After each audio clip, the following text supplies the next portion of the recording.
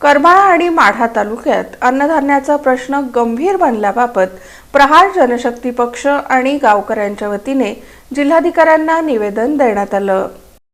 करमाळा आणि माढा तालुक्यातील अनेक गावांमध्ये गेल्या 3 वर्षांपासून 12 अंकी आधार क्रमांक असूनही रेशन कार्ड धारकांना अन्नधान्य मिळत नसल्याचा गंभीर प्रकार समोर आला आहे। याबाबत वारंवार तक्रारी आणि पाठपुरावा करूनही प्रशासनाकडून दखल घेतली जात नसल्यानं प्रहार जनशक्ती पक्ष आणि माढा करमाळा तालुक्यातील गावकऱ्यांच्या वतीनं जिल्हाधिकारी तसंच सोलापूर जिल्हा अन्न पुरवठा अधिकारी यांना निवेदन देण्यात आलं।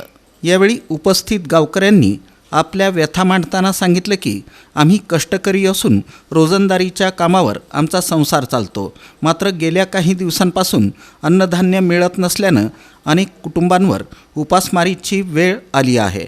शासनाच्या योजनांचा लाभ कागदोपत्री दिसत असला तरी प्रत्यक्षात आम्हाला अन्नधान्यापासून वंचित ठेवलं जात आहे, अशी तीव्र नाराजी गावकऱ्यांनी व्यक्त केली। प्रहार जनशक्ती पक्षाच्या महिला प्रदेशाध्यक्षा विमल अनारसे यांनी यावेळी प्रशासनाला इशारा देत सांगितलं की अनेक रेशन कार्ड धारकांना अद्याप अन्नधान्य मिळत नाही। हा प्रश्न तातडीनं सोडवून संबंधितांना अन्नधान्याचा पुरवठा सुरू करण्यात यावा, अन्यथा येत्या काळात तीव्र आंदोलन छेडण्यात येईल, असा इशारा त्यांनी दिला।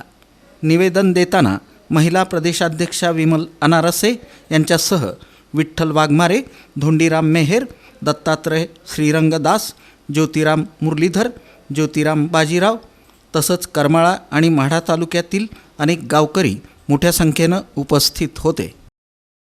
या सोलापूर जिल्ह्यामधील माढा तालुक्यातल्या रोपळा गाव ह्या शेतकऱ्यांसाठी मी 2 वर्ष झालं पाठपुरावा करते आणि ह्या लोकांना अन्नधान्य भेटत नाही।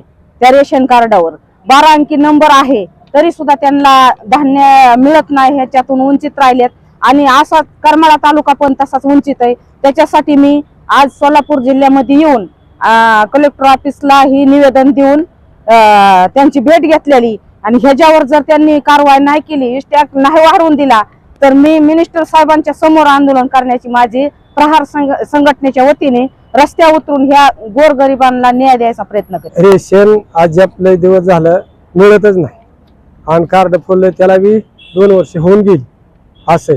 मग आता सारखं हेल्पाट घालून तरी कर त्यांच्याकडे जायचं, ते म्हणते ती वरणच माल सुटलेला नाही। मग आता किती दिवस झालं यायचं जायचं त्यातच हा मालच मिळावा आम्हाला। तरी मी 2 ते 3 वर्ष झालं चक्रा घालतोय माढा तहसील कार्यालयामध्ये, तरी मी वारंवार साहेब सांगतात की कोटा वाढवून मिळत नाही। या परत या 6 महिने झालं हेल्पाटा घालतोय, हेल्पाटा घालून कंटाळा आल्यामुळे मी आनंदसी मॅडमकडे गेलो आणि आम्हाला धान्याची सुविधा करून द्या, साहेब लोक चक्रा मारायला होते।